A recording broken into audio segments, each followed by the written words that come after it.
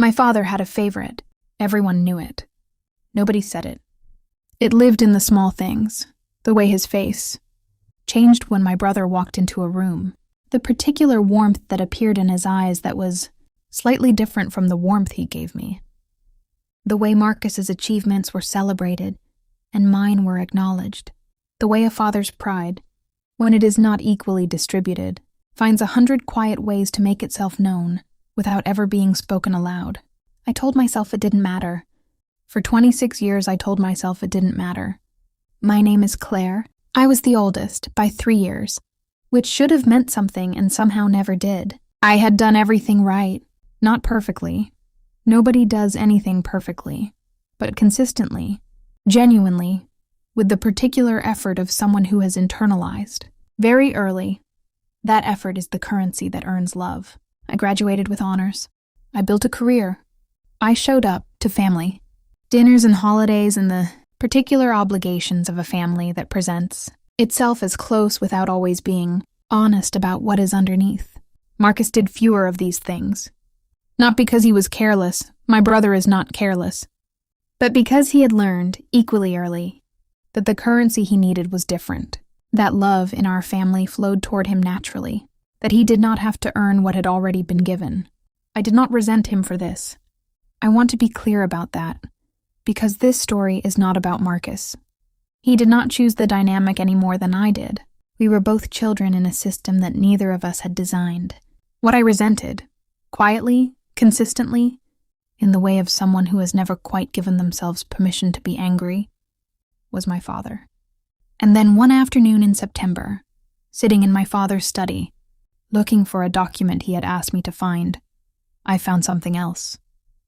A folder, not hidden, simply filed, in the particular ordinary way of a man who had never imagined someone would look at it because the person it concerned had never been given a reason to look.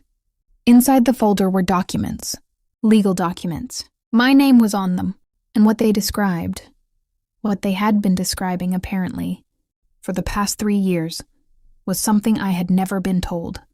Something that changed the entire picture of my family, my father, and the 26 years I had spent trying to earn what had apparently already been decided. I closed the folder.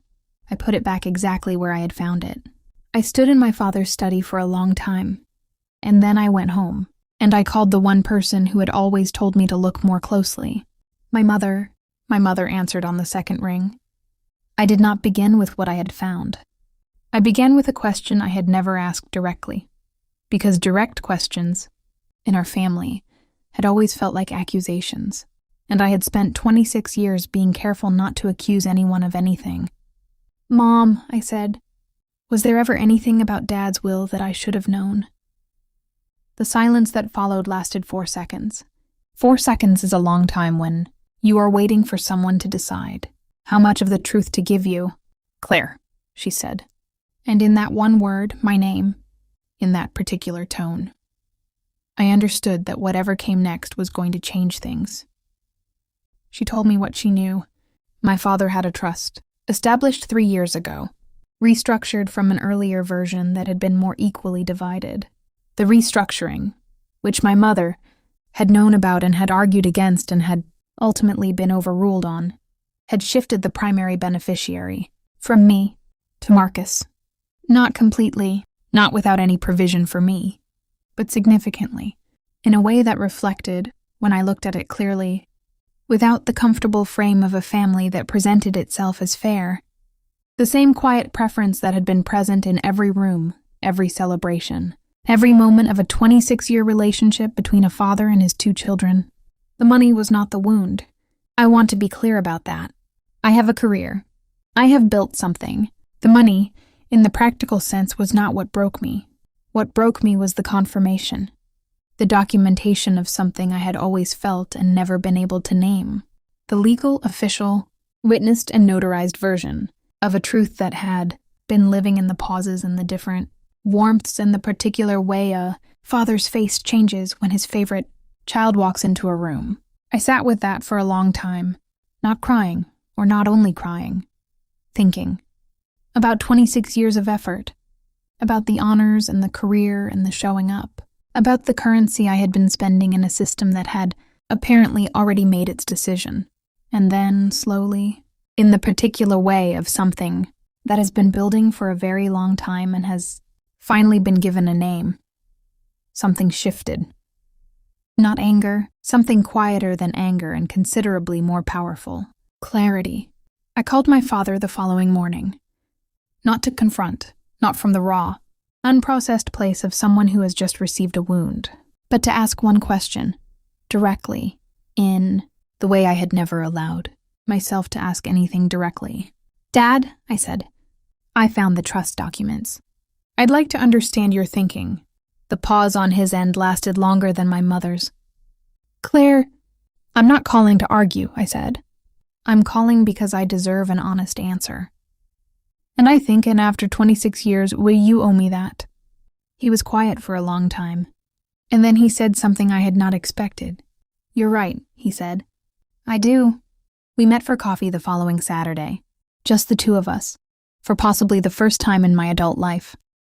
No family buffer, no holiday occasion, no shared obligation pulling us into the same room for a reason other than the conversation itself. My father looked older than I remembered, not dramatically, but in the particular way of someone who has been carrying something and has aged around it. He told me the truth. Not all of it. I'm not sure he is capable of all of it, and I have made my peace with that. But enough. He told me that he had always found Marcus easier, not better. He was careful about that distinction, and I believed him on it.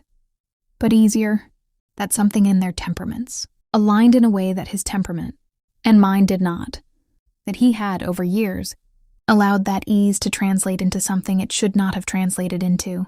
He told me the trust had been restructured during a period when Marcus was struggling, professionally, personally, and that the decision had been made from a place of worry rather than preference, that he had told himself it was temporary, that he would revisit it, that he had never intended for it to become the document it had become. He told me he was sorry. I listened to all of it.